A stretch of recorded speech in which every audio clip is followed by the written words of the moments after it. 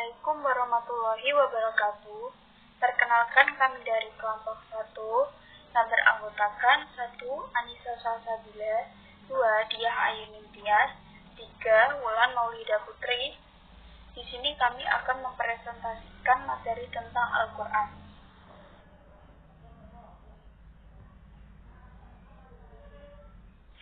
Definisi Al-Quran. Secara bahasa, Al-Quran berasal dari bahasa Arab yaitu Qoro, Yaqra'u, Qur'anan, yang berarti bacaan. Hal itu dijelaskan sendiri oleh Al-Quran dalam surah Al-Qiyamah ayat 17-18 yang artinya berbunyi, "Sesungguhnya atas tanggungan kamilah mengumpulkannya di dadamu dan membuatmu pandai membacanya. Apabila kami telah selesai membacakannya, maka ikutilah bacaannya itu."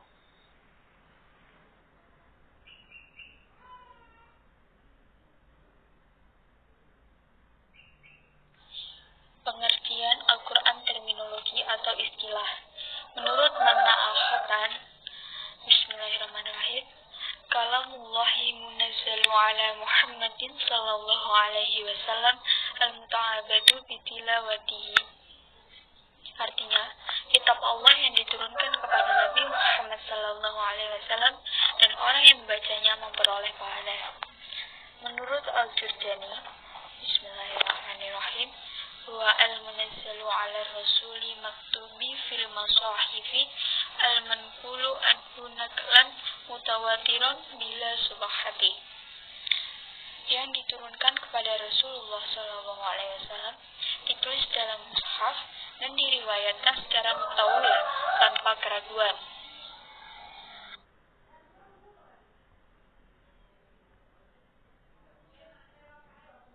Menurut kalangan pakar ushul fiqh dan bahasa Arab yang sudah dijelaskan, yang berarti kalam Allah yang diturunkan kepada Nabi-Nya Muhammad, lafaz-lafaznya mengandung mukjizat, bacanya mempunyai ibadah, diturunkan secara mutawir dan ditulis pada mushaf, mulai dari awal surah Al-Fatihah sampai pada surah An-Nas.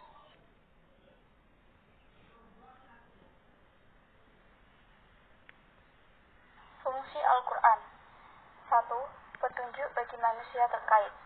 Hal ini dijelaskan dalam surah Al-Baqarah ayat 185 dan surah Al-Fusilat ayat 44 yang menyatakan bahwa Al-Quran diturunkan kepada manusia sebagai petunjuk bagi umat manusia.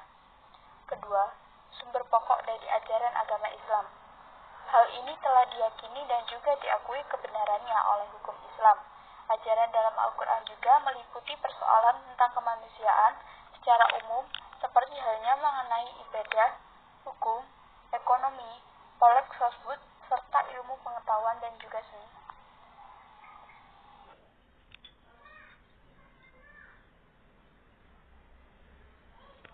3.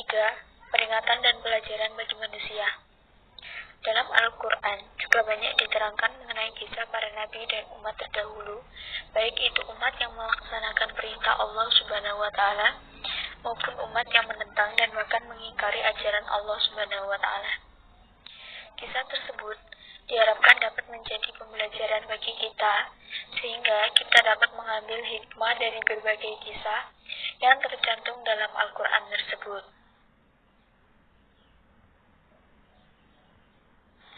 4. Mukjizat Nabi Muhammad SAW. Turunnya Al-Quran merupakan mukjizat yang dimiliki oleh Nabi Muhammad SAW selain mukjizat lainnya. Al-Quran merupakan wahyu Allah yang fungsinya sebagai pedoman hidup setiap umat muslim dan sebagai korektor serta penyempurna dari kitab-kitab Allah Subhanahu wa Ta'ala yang telah diturunkan sebelumnya. Bahkan Al-Quran juga mempunyai nilai abadi karena selamanya tidak dapat diubah. Selain itu, ada banyak sekali ayat-ayat dalam Al-Quran yang mengandung ilmu pengetahuan dan memberikan keyakinan bahwa Al-Quran benar-benar merupakan firman Allah Subhanahu wa Ta'ala. Tidak mungkin Al-Quran adalah ciptaan manusia, apalagi ciptaan Nabi Muhammad SAW sendiri.